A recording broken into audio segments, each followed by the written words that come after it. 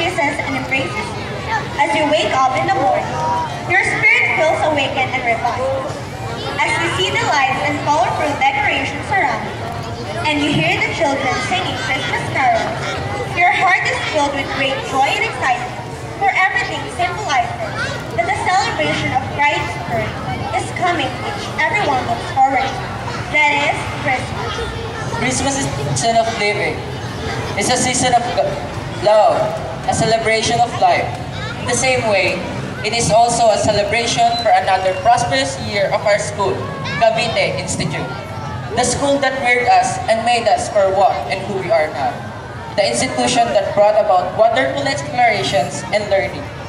Mga mahal naming kapatid, di ba't kayo saya kung tayong lahat ay nagmamahalan, nagbibigayan at nagkakaisa? Di ba kayo sarap sa damdamin kung tayong lahat ay nakakapagpasaya ng kapwa?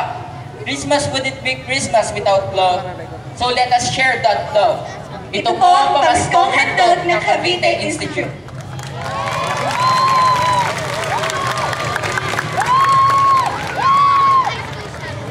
Before we give you our present for tonight, let us stand and feel the presence of the Lord through a prayer led by the CIU Chorus and be followed by our national anthem.